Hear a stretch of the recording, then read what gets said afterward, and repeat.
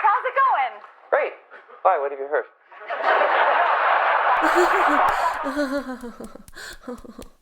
I got one for you on probably the same level of humor. Hey Blake, do you like Swiss cheese? Because your amended complaint has a lot of holes in it.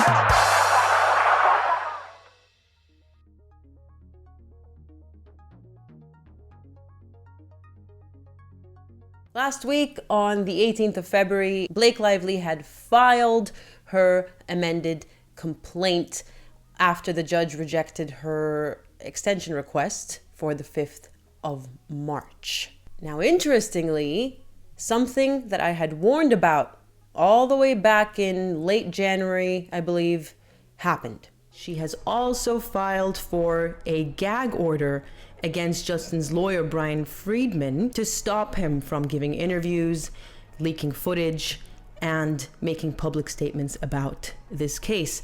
This really reminds me of Amber Heard having issues with Johnny's lawyer, who was also doing the rounds, leaking recorded conversations between them. And unfortunately for Johnny, in the end, Adam's involvement did end up getting him in trouble, hence Amber's countersuit for defamation. As Johnny's lawyer, Adam Waldman was acting as his agent, and so Johnny was the principal and therefore responsible for everything that Adam said.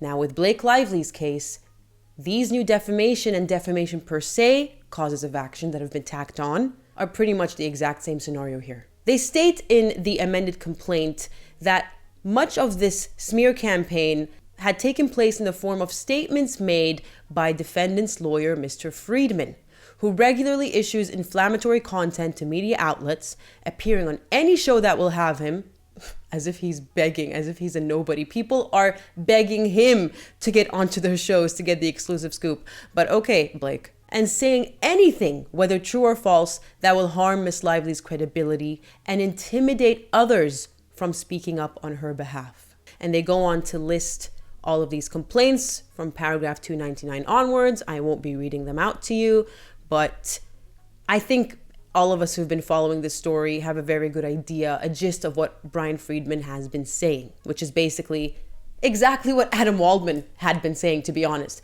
This is all a constructed hoax. This is the other way around. They're trying to bring down my client, Justin Baldoni, and his company and his partner, because they wanted to take over the movie and then it backfired on their faces. That's effectively what he's saying. One thing that I have to add when it comes to agency in the law is the agent must have acted within the scope of their employment, within the scope of their duties. In addition to that, the principal must have approved or authorized the agent's actions. And the approval can be implied, by the way. It doesn't have to be expressly given every single time, although of course that can also take place. So Blake is arguing that the defendants did approve and authorize Mr. Friedman to publish the above quoted statements as their agent. And without that authorization and approval, then the statements would never have been published. Now, of course, they're going to have to prove that. These are all elements of the laws of agency. We're not going to get into that in detail, but just even more elements tacked on top of defamation that Blake has to get over. When it comes to actual malice, they state that the statements above were published with actual malice because defendants know that the core narrative advanced by Mr. Friedman is false. And the evidence, I suppose, that they use to back up this claim is that the PR crisis person, Miss Melissa Nathan, never doubted the sincerity of Miss Lively's beliefs regarding what happened on set. In their own damning words, I just know her personality, and this is the kind of person that genuinely believes she's right and that all of this is unjust. So what they're going to try to argue in court, if this ever gets to trial, which it might, because mediation seems to be a no-go, by the way, Brian Friedman said, absolutely not. We need to clear Justin's name. The only way this can be dropped or ended, the only resolution they are willing to accept is 100% cleansing and clearing Justin Baldoni's reputation. But I digress. What they're trying to do here is produce evidence that they knew Blake believed in what she was saying, that it wasn't a hoax. I personally think this is weak evidence. I mean, it's a text message based off one individual's opinion of Blake. Melissa Nathan, as far as I'm concerned, is not a qualified psychologist or psychiatrist or, mental health expert. This is just a layperson's opinion that they just threw out there. It wasn't an educated statement. So we'll see how that flies in court. Now, I mentioned earlier that she's suing for both defamation and defamation per se. If you're wondering what defamation per se is, it's basically defamation that is so bad, damages are basically presumed. They don't even have to be proven. So for instance, if you allege someone is a criminal, and in this instance, Blake Lively is alleging that these statements and implications are false and defamatory per se, in that they impute criminal activity punishable by law, including by filing false claims of harassment with the Civil Rights Department of the state of California, which would be a crime if true, pursuant to California Penal Code. They further argue that the statements are defamatory per se because they impute that Blake fabricated serious claims of workplace sexual harassment and acted as a bully who leveraged her position as an actress. Keep in mind, though, that actual malice still has to be proven, even though damages are presumed, because Blake Lively is a public figure. And before we move on, they also tacked on one more 15th cause of action, civil conspiracy, which is exactly what it says in the title, that all these people conspired against Blake to bring her down.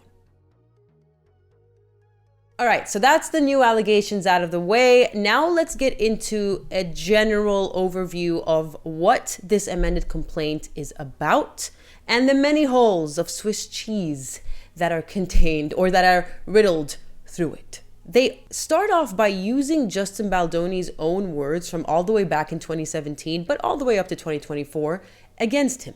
Throughout the years, he's given a lot of interviews and even a TED Talk about toxic masculinity and fighting against it and just doing more for women and being a feminist. But what they say is that he's a hypocrite. He's a liar. He's this Jekyll and Hyde personality where he's got one face in the public when the reality is behind the scenes, he's a monster. He's a creep.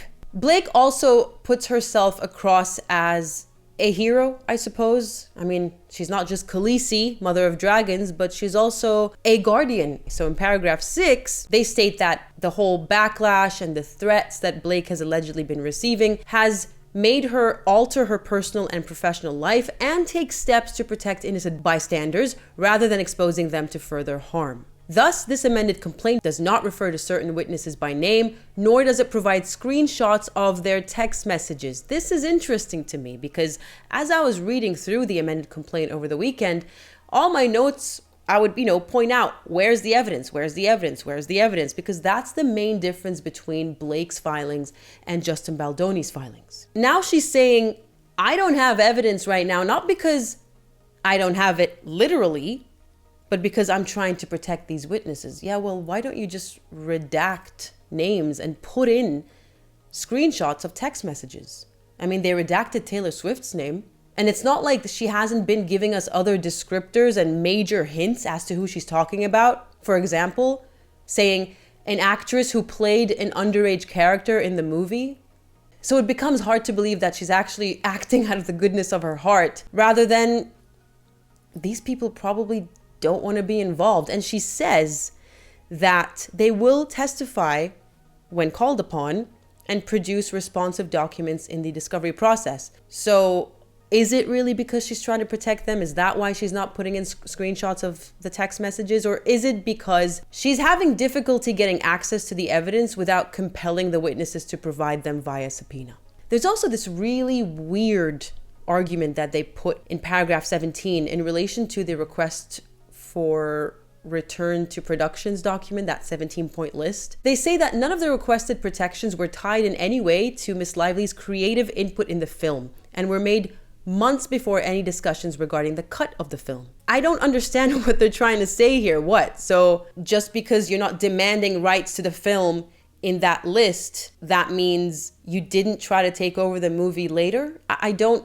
understand what they're trying to say here. It's entirely unconvincing. It could be part of a master plan, which is indeed what Justin Baldoni's side is arguing. It's one piece of the puzzle. Make the other side feel like they've got their backs up against the wall to open the door to then start making demands. It's step one. And that's what they're saying.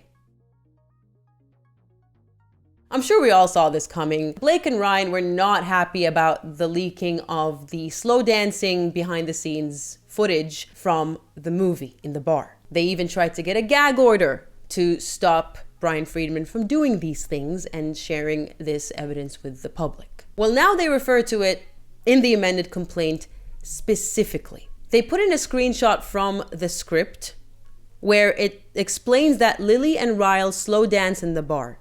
Patrons around them, drinking and watching sports, completely in their own world. So what they're arguing is he was improvising these kisses, which were completely unscripted, and they clearly made Blake uncomfortable.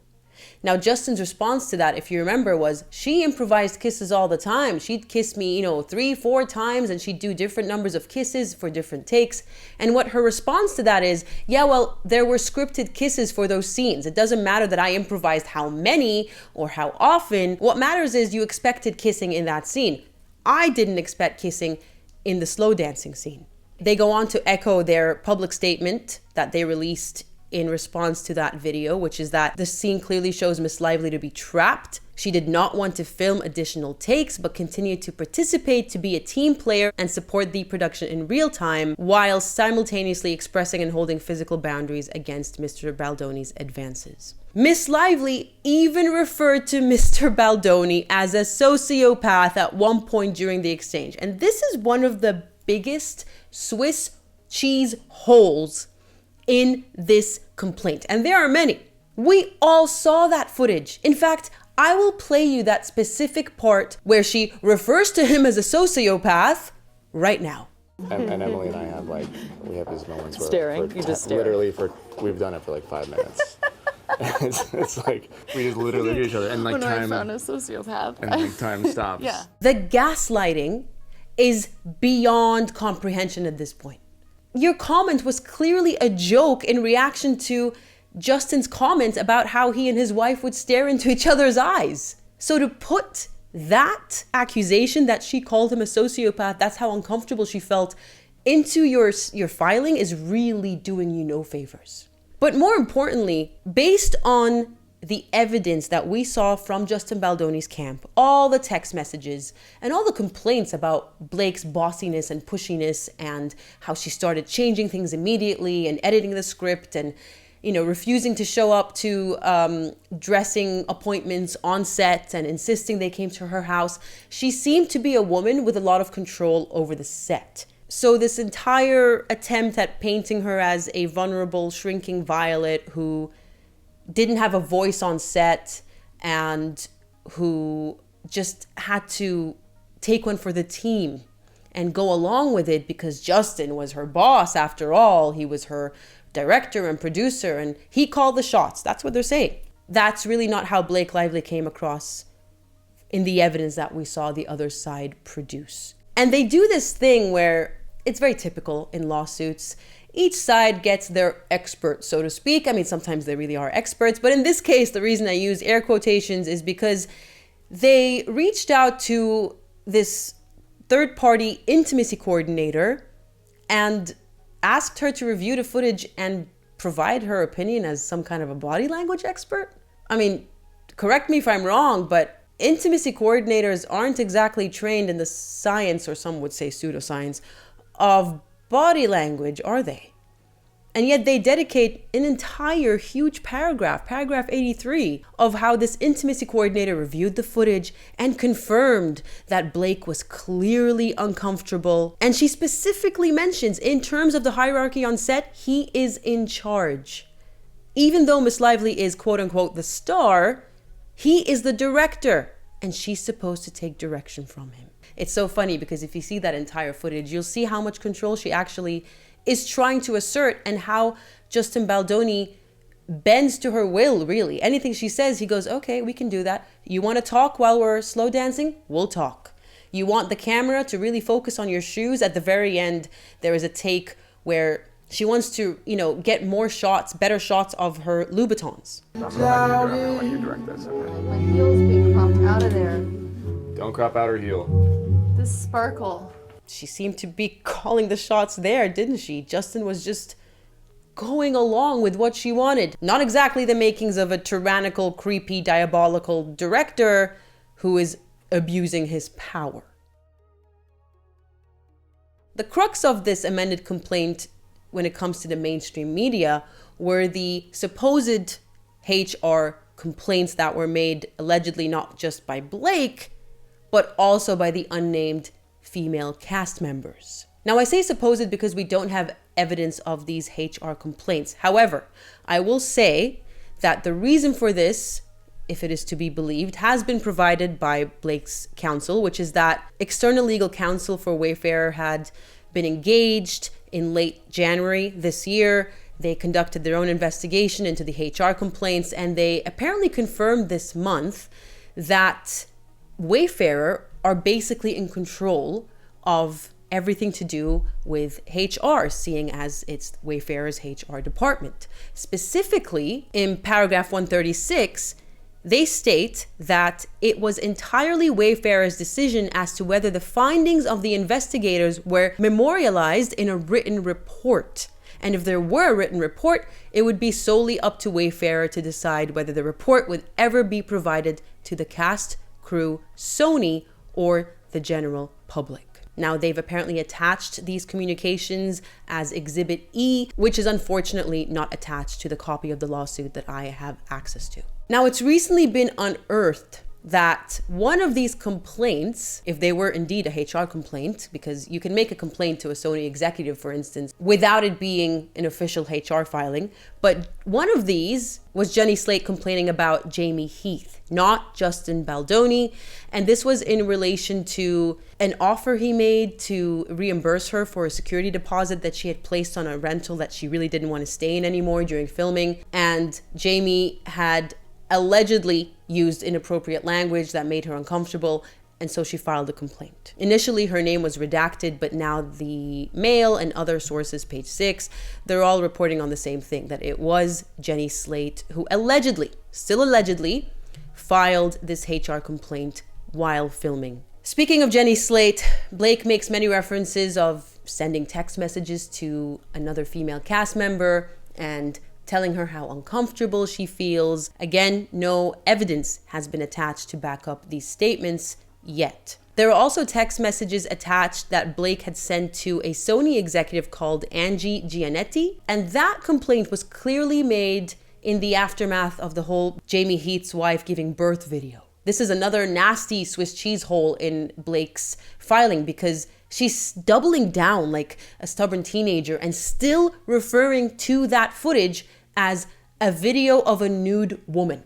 Clearly still trying to give it a dirty connotation, a pornographic connotation.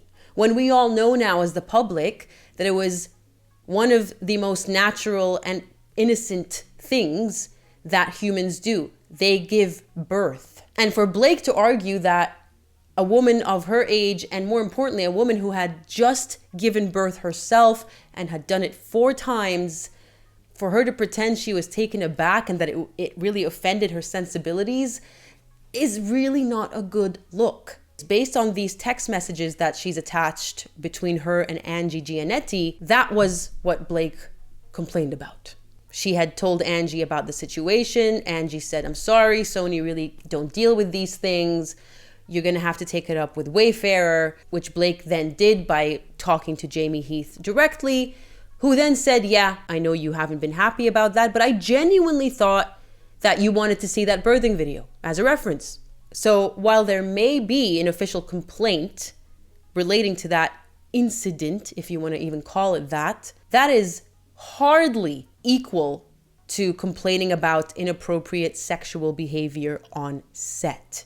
There is also this text message Blake sent in October of 2023, so right before the strikes ended, saying that she dreaded going back to work. Now again, an actual screenshot of this text was not provided. What I will say, and this may sound very cynical, but this is purely from personal experience, but also from covering the Johnny Depp and Amber Heard case, and even Meghan Markle, to be honest, to some extent. Some people like to leave behind a trail because it's all part of the plan that they are scheming. We know Amber Heard did this with an email that she wrote but never sent in 2013, detailing the alleged abuse that Johnny Depp had put her through, which we can now say was defamatory because the jury didn't buy it. That was premeditative. There are people who, when someone cuts them out and wants nothing to do with them anymore, they then send big paragraphs pretending they're the ones doing the cutting off.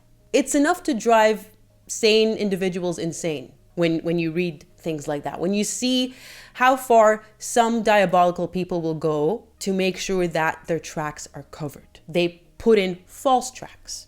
Whether Blake is doing this, I have no idea.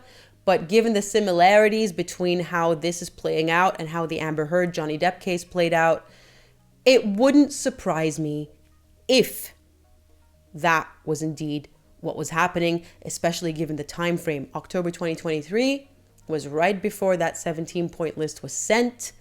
So the alleged plan was already in motion. They bring up the whole hostile takeover plan thing is a red herring.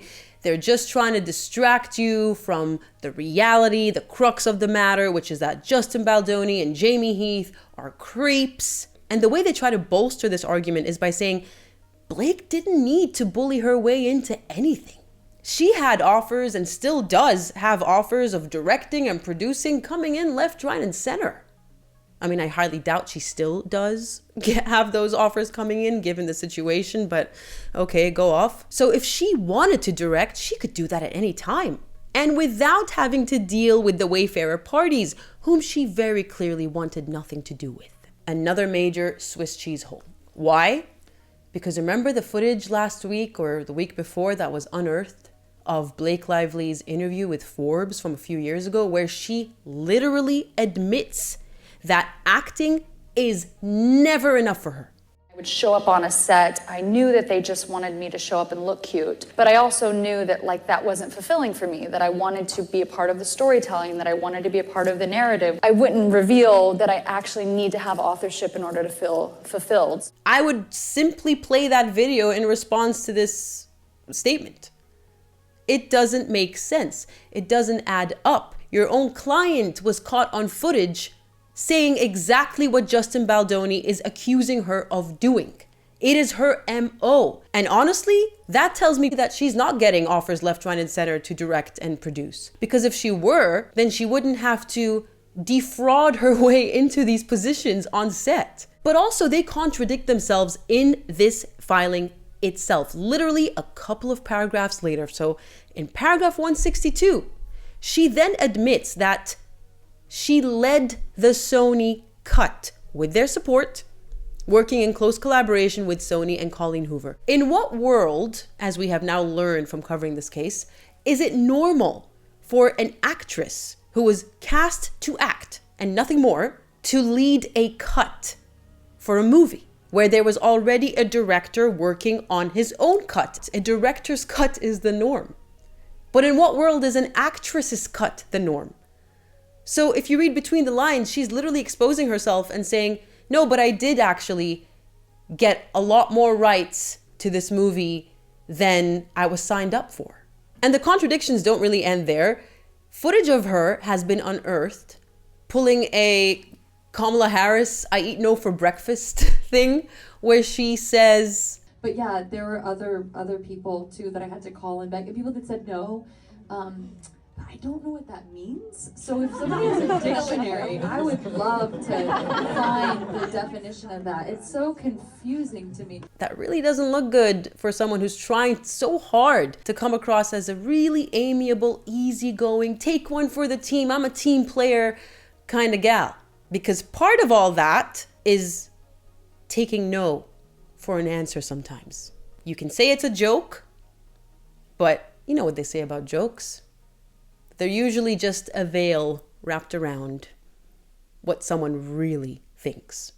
I'm really getting deja vu from the Amber Heard and Johnny Depp case. I really am. It's just incredible how similar, how parallel these cases are playing out, because you've got one side, in both instances, the man's side, producing evidence that entirely supports his story, and you've got the other side simply repeating the same things over and over again, but really without much to substantiate their claims, if anything. And that's a pervasive problem with Blake Lively's filings. There really isn't much evidence to back anything up. This filing, along with her initial ones, is rife with hearsay. There is so much hearsay. If I were highlighting the paragraphs upon paragraphs of hearsay in this filing, it would all be yellow. And the thing about hearsay is, it's unreliable. It's so unreliable that there is a rule that prevents it from even being admitted into trial, unless there are exceptions that apply. And they're quite strict exceptions. Now we have an update that she has filed for a stronger protective order after receiving quote unquote violent messages. So they're seeking a protective order with a proposed creation of an attorney's eyes only category within, which would apply to sensitive confidential discovery material defined as highly personal or proprietary information whose disclosure could potentially harm business, commercial, personal, or privacy interests. Apparently, Blake has been on the receiving end of violent, profane, sexist, and threatening messages. And Justin Baldoni's team actually responded and said, yep, we've been experiencing the same too.